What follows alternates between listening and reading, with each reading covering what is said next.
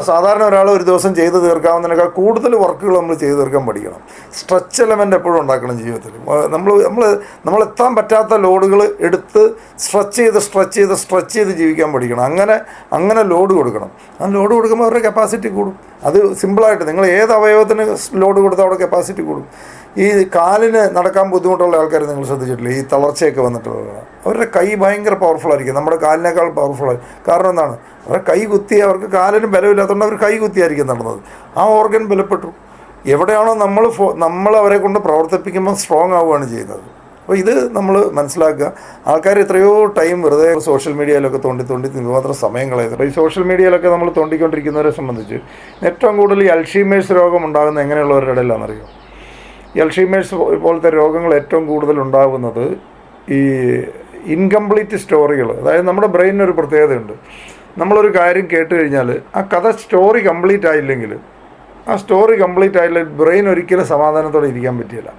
ഏറ്റവും കൂടുതൽ അൽഷീമേഴ്സ് രോഗം ഉണ്ടാകാനുള്ള സാധ്യത സീരിയൽ കാണുന്ന ആൾക്കാരുടെ ഇടയിലാണ്.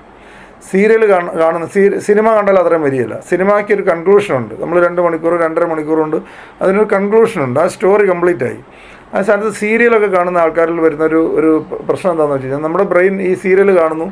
ആ സീരിയൽ വന്ന് എൻഡ് ചെയ്യുന്ന എപ്പോഴാണ്? ഒരാൾ വില്ലൻ വരുന്നു, നായികയുടെ വീടിൻ്റെ അവിടെ വരുന്നു, ഡോറൽ അവിടെ മുട്ടുന്നു, അല്ലെങ്കിൽ കോളിംഗ് ബെൽ അടിക്കുന്നു, കത്തി പിടിച്ചുകൊണ്ട് നിൽക്കുന്നു, ടക്ക് തീർന്നു, നാളെ എന്ന് പറഞ്ഞുകൊണ്ട് നിർത്തും. ഇങ്ങനെ സസ്പെൻസ് കൊണ്ട് നിർത്തുന്നുള്ള സീരിയലുകൾ.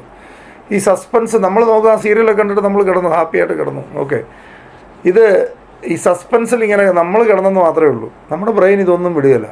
നമ്മുടെ ബ്രെയിൻ ഇതിൻ്റെ പുറകെ പണിയെടുക്കും.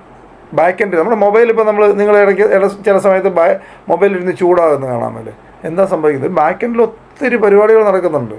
നമ്മൾ വിചാരിക്കുമ്പോൾ നമ്മൾ ഫോൺ എടുത്ത് വാട്സാപ്പ് ഉപയോഗിക്കുക മാത്രമേ ഉള്ളൂ. ഇതിൻ്റെ ബാക്ക് എൻഡിൽ ഒത്തിരി പരിപാടി നടക്കുന്നു. അപ്പോൾ എന്ന് പറയുന്നത് നമ്മുടെ ബ്രെയിൻ ചുമ്മാ ഇരിക്കത്തില്ല, അവർ ഒത്തിരി പണിയെടുക്കുന്നു. നമ്മൾ ചുമ്മാ എന്ത് തോന്നിയ ദിവസം വേണമെങ്കിൽ കാണിച്ചിട്ട് പോരാം. പക്ഷേ അവർക്കാ പിന്നെ പണി.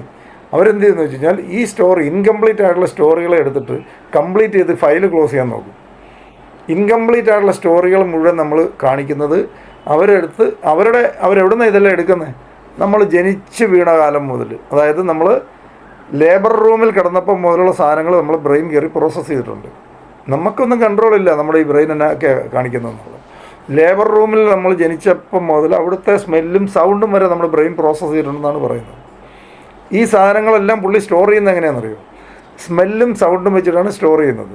അതായത് നിങ്ങൾ വേണമെങ്കിൽ ഞാൻ പറയുമ്പോൾ പെട്ടെന്ന് മനസ്സിലാവും. നിങ്ങൾ എവിടെയെങ്കിലും പോയപ്പോൾ ഒരു സ്മെല്ല് വന്നു എന്ന് വിചാരിക്കുക. നിങ്ങൾ യാത്ര ചെയ്തു അല്ലെങ്കിൽ ഹോട്ടലിൽ ചെന്നപ്പോൾ ഒരു സ്മെല്ല് വന്നു. ആ സ്മെല്ല് വന്നപ്പം ഒട്ടനെ നമ്മൾ ചിലപ്പോൾ 2ാം ക്ലാസ്സിൽ പഠിച്ചപ്പോൾ ഒരു മരിച്ച വീട്ടിൽ കത്തിച്ച സാമ്പ്രാണിയുടെ അല്ലെങ്കിൽ അവിടെ വന്ന സ്മെല്ല് തന്നെയാടും 50 വർഷത്തിന് ശേഷം ഒരു ഹോട്ടലിൽ ചെന്നപ്പോഴത്തേന് വന്ന സ്മെല്ല് വന്നപ്പം പെട്ടെന്ന് ഇവൻ റീകളക്ട് ചെയ്യും. അതായത് സ്മെല്ലും സൗണ്ടും വെച്ചിട്ടാണ് നമ്മുടെ ബ്രെയിൻ പ്രോസസ്സ് ചെയ്യുന്നത്. എന്ത് കാര്യവും സ്മെല്ലും സൗണ്ടും വെച്ചിട്ടാണ് ഇവൻ ഓരോ ചിപ്പുകളിട്ട് പ്രോസസ്സ് ചെയ്യുന്നതാണ്. അപ്പോൾ 50 കൊല്ലം 60 കൊല്ലം 70 കൊല്ലം മുമ്പും മറ്റും നടന്ന സംഭവത്തിലേക്ക് തിരിച്ചു കൊണ്ടുപോകാൻ ഒരു പാട്ട് കേട്ടാൽ നമ്മൾ ചെറുപ്പത്തിൽ ഓടിക്കളിച്ച് നടന്ന കൂട്ടുകാരുടെ കൂടെ കുഞ്ഞുനാളിൽ മൂക്കിട്ട് ഒലിപ്പിച്ച് നടന്ന സീനുകളിലേക്ക് തിരിച്ചു കൊണ്ടുപോകാൻ പറ്റും ഒരു പാട്ട് കേട്ടാൽ. അപ്പോൾ സൗണ്ട്, സ്മെല്ല്, സാധനങ്ങൾ വെച്ചിട്ടാണ് ഇതെല്ലാം സ്റ്റോർ ചെയ്യുന്നത്.